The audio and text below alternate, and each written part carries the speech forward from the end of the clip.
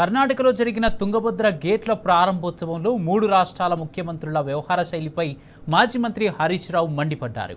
సమావేశంలో చారిత్రాత్మక ఒప్పందం చేసుకున్నామని సీఎం రేవంత్ సంబరాలు చేసుకోవడం పూర్తిగా హాస్యాస్పదమన్నారు. ఇది ఖచ్చితంగా తెలంగాణ ప్రయోజనాలకు తీవ్ర విఘాతమేనని మండిపడ్డారు. కర్ణాటక అటు ఆంధ్రప్రదేశ్ కలిసి మొత్తం 55 టీఎంసీల నీటిని నిల్వ చేసుకునేలా చేస్తున్న ప్రాజెక్టుల వల్ల తెలంగాణకు తీవ్ర అన్యాయం జరుగుతుందని హరీష్ రావు ఆవేదన వ్యక్తం చేశారు.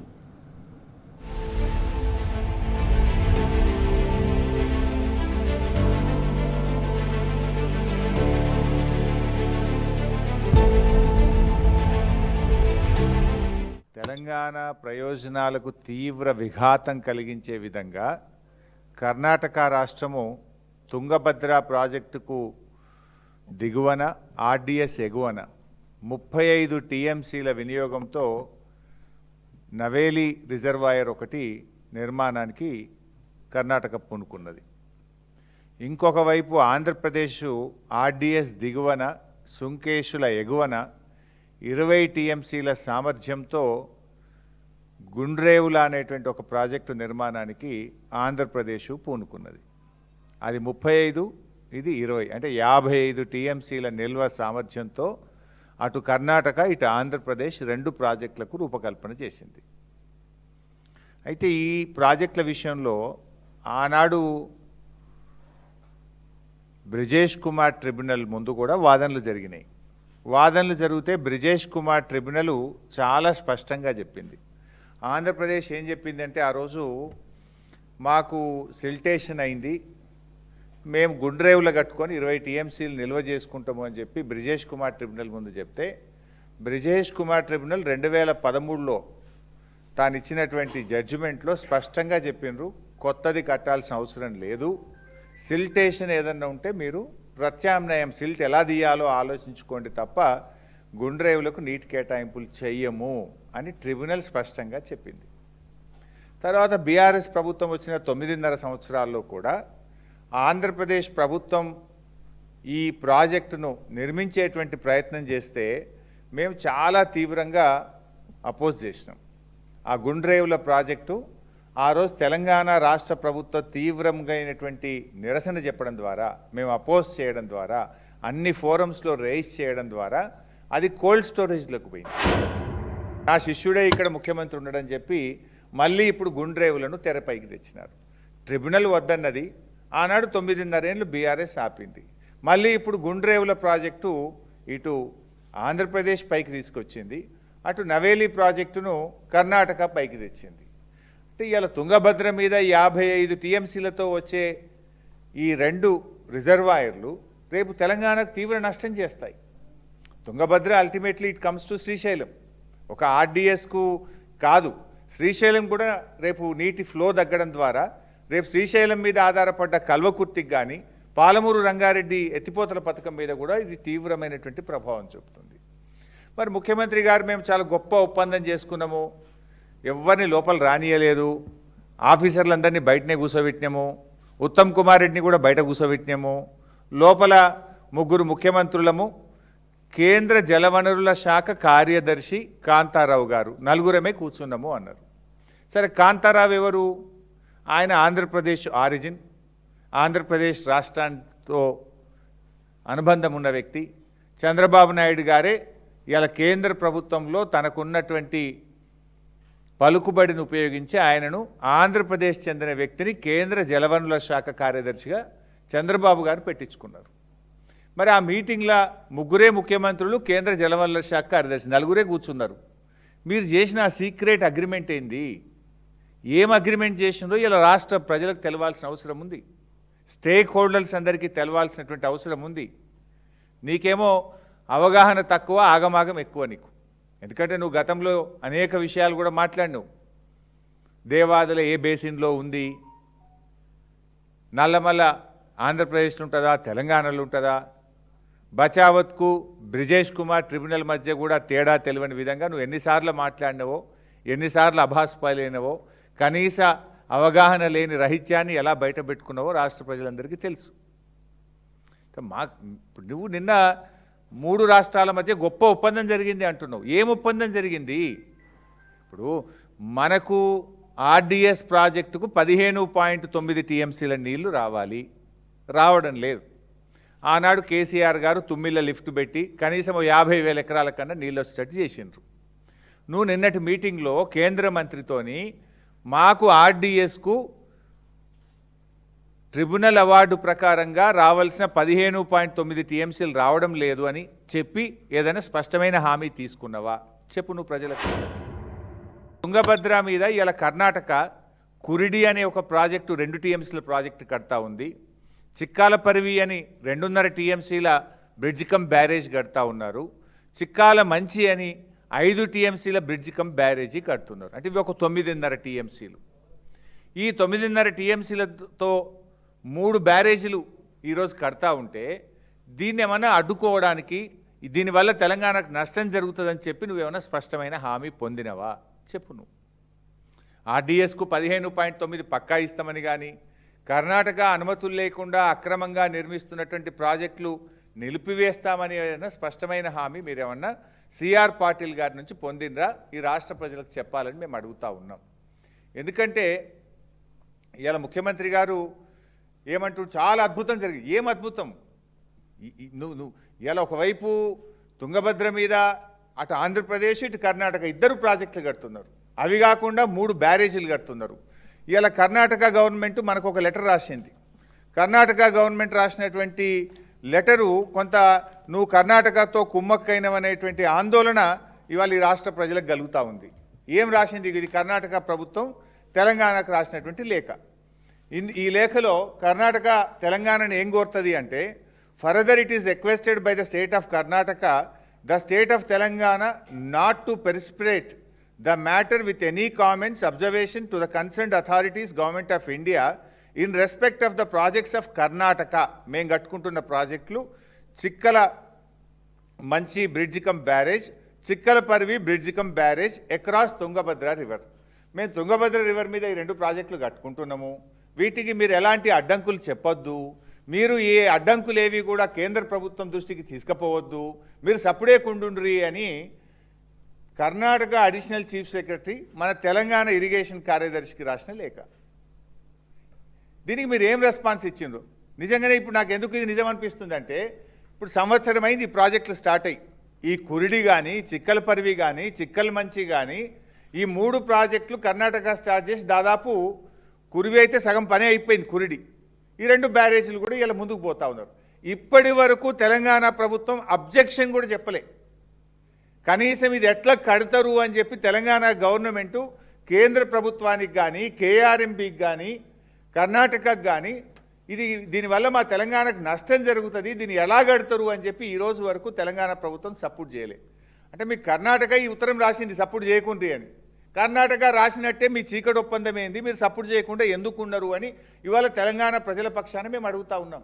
ఆ 35 టీఎంసీలతోని నవేలి రిజర్వాయర్ కట్టినా, ఈ 9.5 టీఎంసీలతోని ఈ 3 ప్రాజెక్టులు నిర్మిస్తే దాదాపు మనకు ఎంత నష్టము? 45 టీఎంసీలు. రేపు ఆర్డిఎస్కు మనకి ఇప్పటికే 15.9లో 5 కూడా రావట్లేదు.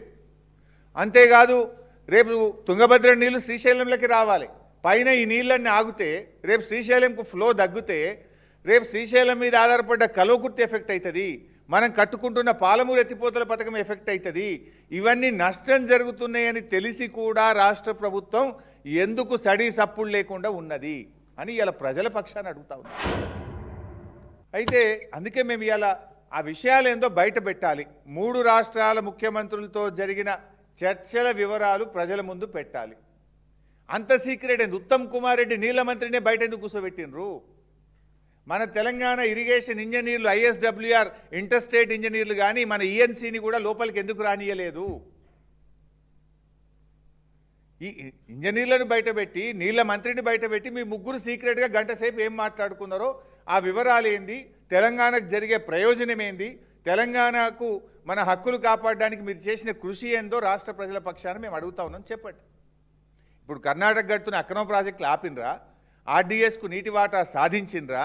మీరు చేసింది ఏందో చెప్పాలని చెప్పి ఈరోజు మేము అడుగుతా ఉన్నాం. ఇలా నువ్వు నీ ఇష్టం వచ్చినట్టుగా తెలంగాణ నీటి హక్కులను కాలరాస్తా అంటే ఈ బీఆర్ఎస్ పార్టీ చూస్తూ ఊరుకోదు. ఎందుకంటే తెలంగాణకు ట్రిబ్యునల్ న్యాయబద్ధంగా ఇచ్చిన అటు గోదావరి నీళ్ళు కానీ రాబోతున్నటువంటి కృష్ణా అవార్డుల్లో ఏ ఒక్క చుక్క నీళ్లు తగ్గినా నువ్వు ఎక్కడ కాంప్రమైజ్ అయినా బీఆర్ఎస్ పార్టీ దానికి అంగీకరించదు. తొందరపాటు నిర్ణయాలతో దీర్ఘకాలికంగా రాష్ట్ర ప్రయోజనాలను దెబ్బతీయొద్దని చెప్పి మేము ఈ ప్రభుత్వాన్ని హెచ్చరిస్తూ ఉన్నాం. ఇవాళ జరుగుతున్నది ఏంది? యాక్చువల్గా తన అవగాహన రహిత్యంతో రేవంత్ రెడ్డి గారు రాష్ట్రానికి అన్యాయం చేస్తుండనేటువంటిది మా భావన. ఇవాళ 4 అంశాలు కలిపి మాట్లాడుతుండ ఆయన. There are 4 different issues. ఇందులో మొదటి ఇష్యూ ఏంది? గోదావరి నదిలో తెలంగాణకు 968 టీఎంసీల నీటి కేటాయింపులు ఉన్నాయి, నికర జలాల కేటాయింపులు ఉన్నాయి మనకు. ఈ 968 టీఎంసీలో ఇప్పటి వరకు 830 టీఎంసీలకు మనకు technical advisory clearance, final clearance ఇరిగేషన్లో టీఎస్సీ తెచ్చుకున్నాం. 830 వరకు తెచ్చుకున్నాం. ఇంకా 138 టీఎంసీలకు అనుమతులు రావాల్సి ఉన్నది. అయితే ఆ 138 అనుమతులు తొందరగా తెచ్చుకోవాలి. ఇప్పుడు బీఆర్ఎస్ గవర్నమెంట్ మేము ఎంత కష్టపడ్డామో మీకు ఇంకా బాగా అర్థం కావాలంటే 60 ఏళ్ళు బీఆర్ఎస్ కంటే ముందు 60 ఏళ్ళు కాంగ్రెస్ తెలుగుదేశం పార్టీలు ఈ రాష్ట్రాన్ని పరిపాలించాయి. తెలంగాణకు కేటాయించిన 968 టీఎంసీలో 60 ఏళ్లలో మన ప్రాజెక్టులకు అనుమతి వచ్చింది ఎంత అంటే 265 టీఎంసీలు. 60 years 265 టీఎంసీస్కు మనకు అనుమతులు వచ్చినాయి. 9.5 సంవత్సరాల బీఆర్ఎస్ ప్రభుత్వం బీఆర్ఎస్ హయాంలో 383 టీఎంసీలకు గోదావరిలో మేము అనుమతులు తీసుకొచ్చాం. అంటే 60 ఏళ్లలో మీ రేషియో 4.48 టీఎంసీ పర్ ఇయర్ మీరు గోదావరిలో తెలంగాణకు తెచ్చిన అనుమతులు. 9.5 ఏళ్లలో 383 టీఎంసీలు అంటే 40.36 టీఎంసీలు పర్ ఇయర్. అంటే మీకంటే 10 టైమ్స్. మీరు 4, మేము 40 టీఎంసీలు ప్రతి సంవత్సరం అనుమతులు తెచ్చినాం మేము. మరి ఇప్పుడు మీరు వచ్చి కూడా 2 సంవత్సరాల 7 నెలలు అయింది. ఏమైనా తెచ్చిండ్రా? మేమున్నప్పుడు కూడా ఇంటర్లింకింగ్ ఆఫ్ రివర్స్ అనే సబ్జెక్ట్ నడుస్తూ వచ్చింది. బట్ మేమేం చెప్పినాం ఆ రోజు? ముందు మా 968 టీఎంసీల నికర జలాలకు మా ప్రాజెక్టులన్నీ క్లియర్ చేసినాక, మా ప్రాజెక్టులన్నీ క్లియర్ చేసినాకనే ఇంటర్లింకింగ్ ఆఫ్ రివర్స్ చేపట్టాలి అని స్పష్టంగా బీఆర్ఎస్ చెప్పింది. ఇవాళ మీరు ఆ 968 అనుమతులు తేకుండానే తొందరపడి ఇంటర్లింకింగ్ మీద మీరు ఎందుకు ముందుకు పోతున్నారు? 968 అనుమతులు ఎందుకు తేలే మీరు? బ్యాలెన్స్ ఇప్పుడు మనకు 830 టీఎంసీలు వచ్చేసినాయి. మిగతా 138 టీఎంసీలు ఇక్కడ డిపిఆర్లు ఇచ్చినాం మేము ఆల్రెడీ. సమ్మక్క సాగర్ 47 టీఎంసీలు, వార్ధా 20 టీఎంసీ, ఎల్లంపల్లి 30 టీఎంసీ. ఈ డిపిఆర్లన్నీ ఢిల్లీలో ఉన్నాయి, మా ప్రభుత్వమే సబ్మిట్ చేసింది.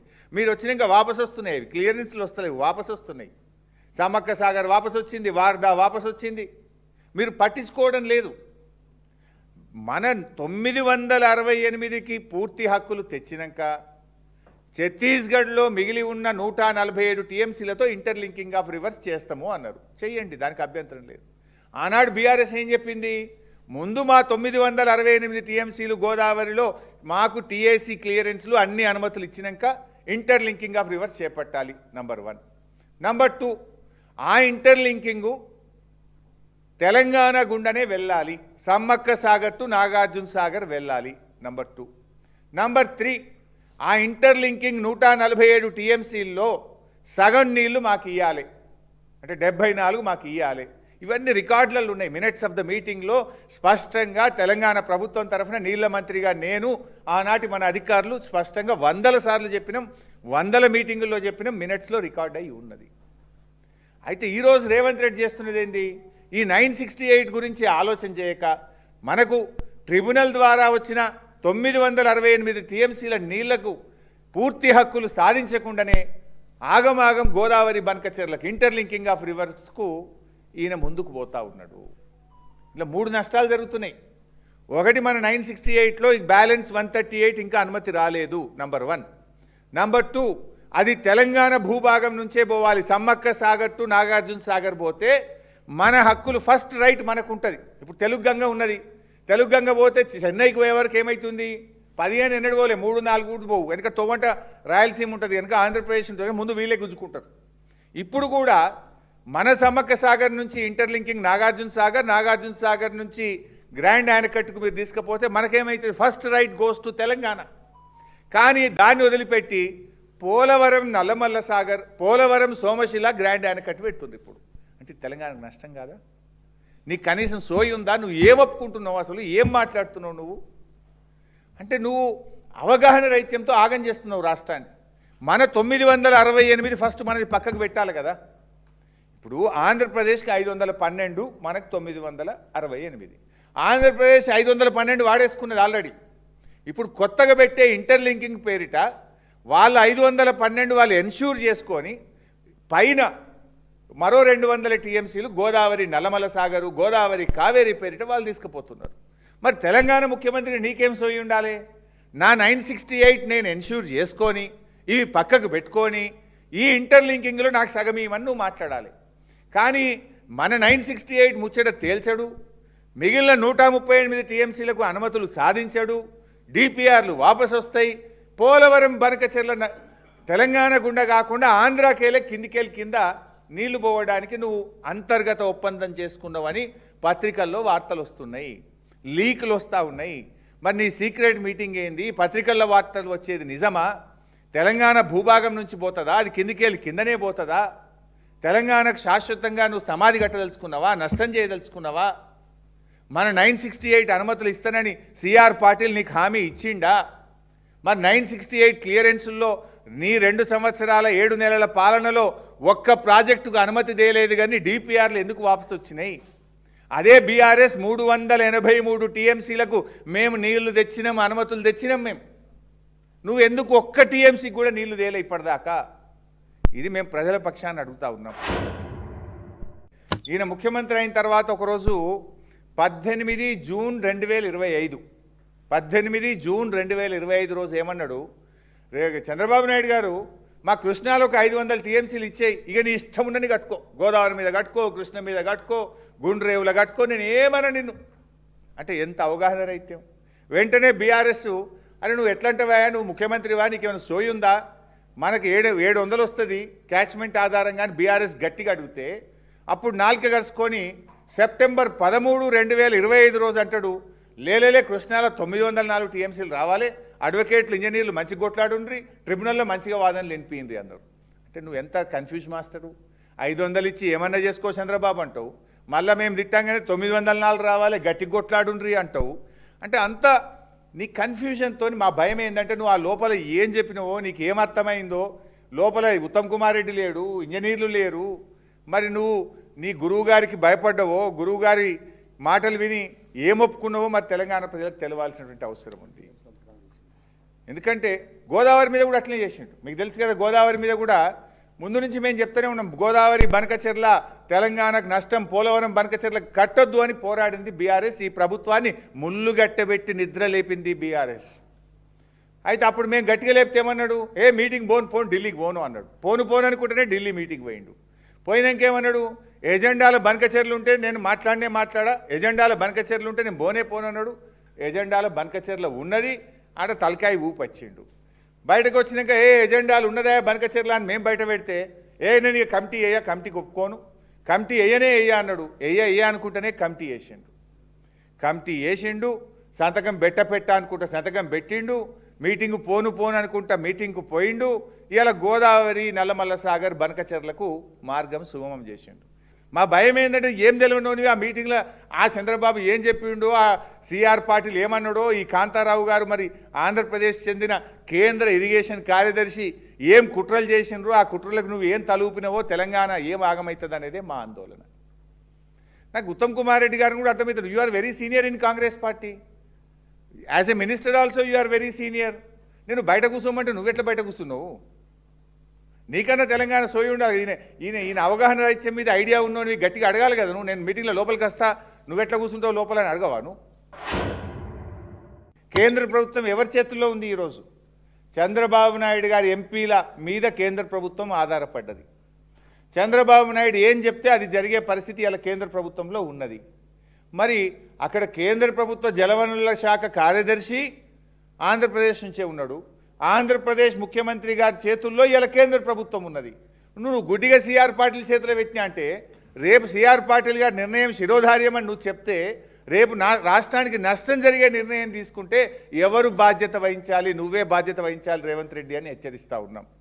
అందుకే ఇది రాష్ట్ర భవిష్యత్తుకు సంబంధించిన ఇష్యూ. మొత్తం తెలంగాణ భవిష్యత్, యావత్ తెలంగాణ ప్రజల భవిష్యత్తు ఇది. అందువల్ల దీని మీద స్టేక్ హోల్డర్స్తో చర్చ పెట్టండి, రాజకీయ పార్టీల అభిప్రాయం తీసుకోండి, శాసనసభను సమావేశపరచండి. మీరు మీ ముగ్గురు మధ్య జరిగిన సీక్రెట్ మీటింగ్ ఏందో, దాని వివరాలు ఏందో, శాసనసభకు ఏ రకంగా తెలంగాణ ప్రయోజనాలు కాపాడబడుతున్నాయి, ఏ రకంగా తెలంగాణకు గోదావరి జలాల్లో న్యాయమైన వాటా వస్తుంది, కృష్ణా జలాల్లో న్యాయమైన వాటా ఏ రకంగా వస్తుందో ప్రజలకు చెప్పాలి, ప్రజలను కాన్ఫిడెన్స్లో తీసుకోవాలి, స్టేక్ హోల్డర్స్ను కాన్ఫిడెన్స్లోకి తీసుకోవాలి, రాజకీయ పార్టీలతో అఖిలపక్షం నిర్వహించాలి, శాసనసభలో చర్చించాలని చెప్పి మేము బీఆర్ఎస్ పార్టీ పక్షాన ఈరోజు డిమాండ్ చేస్తూ ఉన్నాం. ఏదో పాలమూరు రంగారెడ్డికి ఎన్ఓసీ తెస్తాం, దానికోసం సమ్మక్క సాగర్ను బలి పెడతాం. సమ్మక్క సాగర్ ప్రాజెక్ట్ అనేది 47 టీఎంసీలకు బీఆర్ఎస్ ప్రభుత్వం హైడ్రాలజీ క్లియరెన్స్ తెచ్చింది ఆ రోజు కేంద్ర ప్రభుత్వం దగ్గర. సమ్మక్క సాగర్ని మనం దేనికి వాడాలనుకున్నాము? ఎస్ఆర్ఎస్పి స్టేజ్ 2లో 4 లక్షల ఎకరాలకు నీళ్లు రావడం లేదని సమ్మక్క సాగర్ను మనం డిపిఆర్ తయారు చేసుకున్నాం. ఎస్ఆర్ఎస్పి స్టేజ్ 2 అంటే వరంగల్ జిల్లా, నల్గొండ జిల్లా. అంటే ఇలా వరంగల్, నల్గొండ జిల్లాలకు నీళ్లు రావాల్సిన అవసరం లేదా? నువ్వు సమ్మక్క సాగర్ని ఎందుకు బలి పెడతా ఉన్నావు? పాలమూరుకు డెఫినెట్గా మనకు అనుమతులు రావాల్సిందే. 700-800 టీఎంసీలు డెఫినెట్గా మనకు ట్రిబ్యునల్ అవార్డు 2 నెలలకో 3 నెలలకో రాబోతున్నది. బాజాప్తా మన పాలమూరుకు, మన దిండికి, మన నెట్టంపాడుకు, మన కల్వకుర్తికి అన్నిటికీ కూడా మనం కేటాయించుకుంటాం కదా నికర జలాలు. డెఫినెట్గా మనకు ట్రిబ్యునల్ అవార్డు రాబోతుంది. కేసీఆర్ గారు మనకు కొట్లాడి ట్రిబ్యునల్ తెచ్చిండు, ఆ ట్రిబ్యునల్ అవార్డు రాబోతుంది మనకు. నువ్వు పాలమూరు పేరిట సమ్మక్క సాగర్ని ఎందుకు బలి పెడుతున్నావు?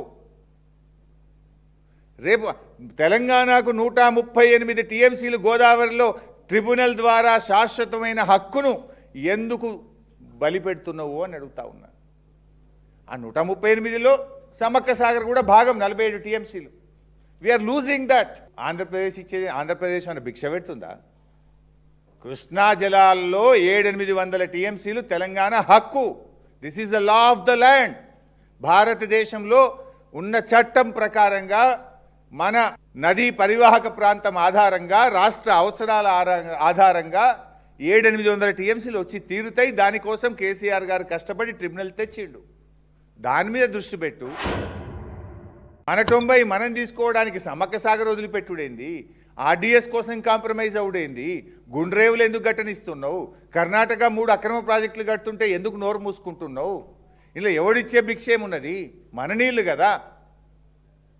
అంటే ఇది పూర్తిగా అవగాహన రహిత్యంతో జరుగుతూ ఉంది. ఇంకా డేంజర్ ఏం జరుగుతుందంటే, తెలంగాణ గుండా రావాల్సిన ఇంటర్లింకింగ్ ఆఫ్ రివర్సు చంద్రబాబు కర్ణాటకతో ఏం ప్రపోజల్ పెట్టిండు? మీ 16 గోదావరి కింద మేము వాడుకుంటాం, మా ఆంధ్రప్రదేశ్ కృష్ణాయి నువ్వు మీద 16 వాడుకో, ఆపుకో అన్నాడు. నువ్వు ఆపుకుంటావు, బాగానే ఉంటుంది. నష్టమే వాళ్ళకు, తెలంగాణకు కదా. కృష్ణ నీళ్ళు జారాయి కదా కిందికి. ఇప్పుడు నవేలి గట్టి 16 ఆపి ఆ 9.5 టీఎంసీలతోని ఆ 3 బ్రిడ్జ్ కమ్ బ్యారేజీలు ఇవన్నీ ఆపితే ఇప్పటికే మంచినీళ్ళు లేక జూరాల ప్రాజెక్టు ఆగమైపోయింది. మంచినీళ్ళకు కూడా పాలమూరు జిల్లా ఆగమవుతున్నది. రేపు శ్రీశైలం కూడా నీళ్లు రావు, జూరాలకు కూడా నీళ్లు రాని పరిస్థితి ఏర్పడితే పాలమూరు జిల్లా మొట్టమొదటి ఎఫెక్ట్ అవుతుంది. మన కల్వకుర్తికి దెబ్బ తగులుతుంది, మన పాలమూరుకు దెబ్బ తగులుతుంది, జూరాల మీద ఉన్న నెట్టంపాడుకు, భీమాకు, కోయిల్ సాగర్కు దెబ్బ తగులుతుంది. పాలమూరు మంచినీళ్ళు కూడా ఎప్పుడైనా డ్రౌట్ ఇయర్ ఈ సంవత్సరం వెళ్ళినా అంటున్నారు. ఇలాంటి పరిస్థితి వచ్చినప్పుడు మీదనే మొత్తం ఆగుతాయి కదా నీళ్ళు. ఇప్పుడు 16 టీఎంసీలు గోదావరి నీకు ఆంధ్రప్రదేశ్కి ఏమైంది? నువ్వు కింద గుంజుకుంటున్నావు. మీద కర్ణాటక కింద గోదావరి నీళ్ళు గుంజితే, మీద కృష్ణ నీళ్ళు గుంజితే నడిమిట్లున్న తెలంగాణ ఏం కావాలి? నువ్వు 16 ఆపుకో అనబెడితివి, నవేలి కట్టుకోమనబెడితివి, బ్రిడ్జ్ కమ్ బ్యారేజీలు కట్టుకుంటే సపోర్ట్ చేయవైతివి, మీద తుంగభద్ర, కృష్ణ, వాలాప, కింద గోదావరి నువ్వు మలిపితే నడిమిట్ల తెలంగాణ ఏం కావాలి? అప్పుడప్పుడు నేను గుంపు మేస్త్రిని అని చెప్పుకుంటాడు ఈయన. నువ్వు గుంపు మేస్త్రివో కావో, నువ్వు గుంపు మేస్త్రి అయినా తెలంగాణ ప్రజలకు నువ్వు కాకుండా పెద్ద అవసరం లేదు, సంబంధం లేదు. నువ్వు గుంపు మేస్త్రి అయినా తెలంగాణ ప్రజలకు ఒరిగేదేం లేదు, నువ్వు కాకుండా ఒరిగేదేం లేదు. కానీ భయమల్లా తెలంగాణను ముంచే ముంపు మేస్త్రి కావద్దు నువ్వు. గది మాత్రం కాకుంటే చాలు మాకు.